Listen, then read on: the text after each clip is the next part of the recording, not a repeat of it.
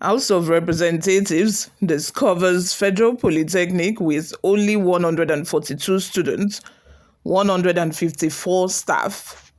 The Polytechnic has also spent about 600 million on personnel and overhead costs, with another 38 million naira spent on local travels by the institution. You can imagine a federal polytechnic with just 154 staff has spent 600 million on personnel and overhead costs, and then 38 million naira spent on local travels just for 154 members of staff.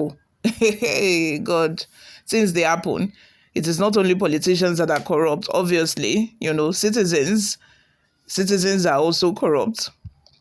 The House of Representatives Committee on Polytechnics and Other Higher Technical Education has uncovered that the newly established Federal Polytechnic in Ugib, Cross River State, has just 142 students, supported by approximately 154 academic and non-academic staff. The Polytechnic has also spent about 600 million on personnel and overhead costs, with another 38 million spent on local travels by the institution. The revelation came to limelight when the rector of the Polytechnic, Professor Edward N. Oke, led management of the institution to the House as part of oversight function. As part of its ongoing oversight institutions under its purview, the committee had invited federal polytechnics and some other technical institutions from the South-South, including Federal Polytechnic Oregon, Federal Polytechnic Ugib, Federal Polytechnic Oil and Gas Bonny, Federal Polytechnic Auchi, Federal Polytechnic Ekowe, Federal Polytechnic Okana, and the National Institute of Construction Technology Management, Uromi, to appear before it. Chairman of the committee, Farood Laguda, APC Lagos, and members were also angered that the Polytechnic, established in 2021, were spending such huge amounts of money as expenditure for just 142 students. Making his submission before the committee, the rector said it has spent 2 billion naira take-off grant received by the institution to renovate the abandoned and dilapidated Ugib Community Secondary School to serve as a temporary campus, while putting up structures at the Institute of Technology Management, ITM, which is said they have eventually taken over as their permanent site. He said our school was established in 2021 and were to start the school at a temporary site in the State Polytechnic called Institution of Technology and Management. But when we got there, we could not get the State Polytechnic to start the school. The first challenge we had was to identify a temporary site to start the school.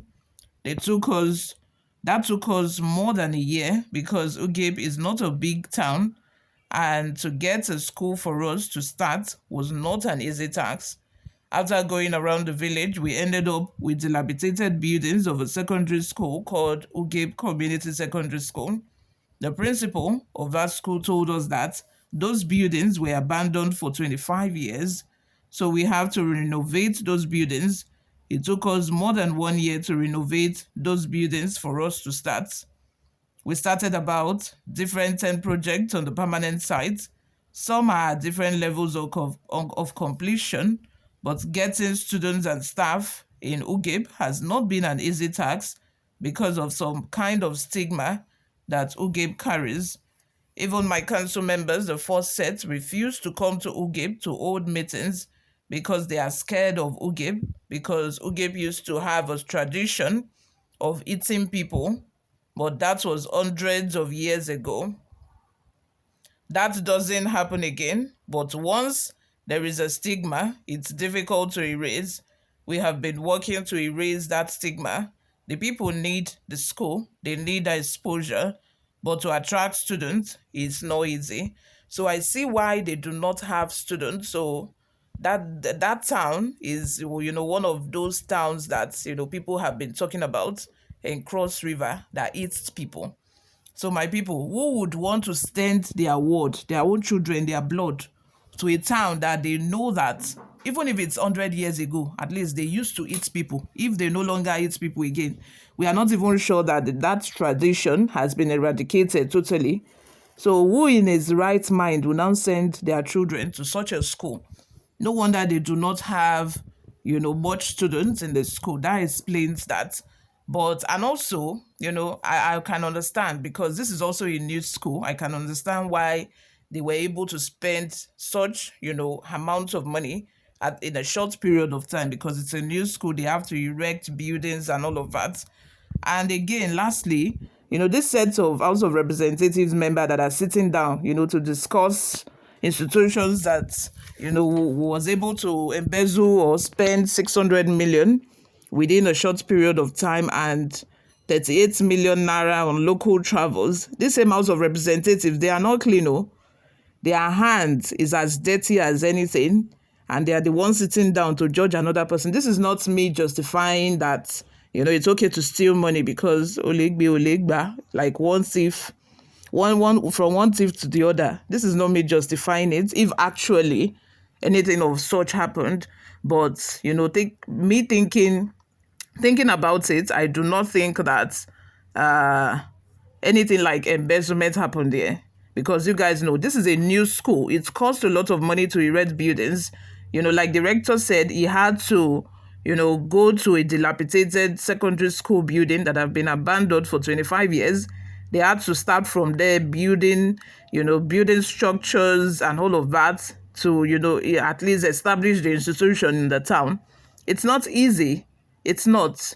And that costs a lot of money.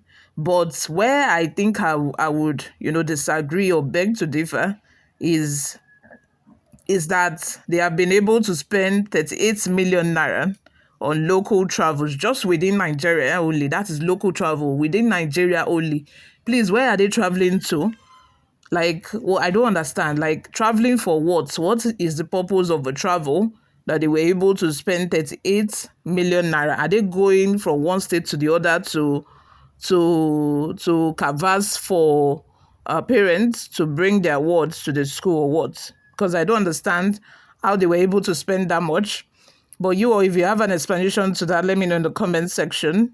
This is just my thoughts. You guys know I don't know much. I'm just keeping it real. Subscribe to this channel, guys, if you haven't already done that.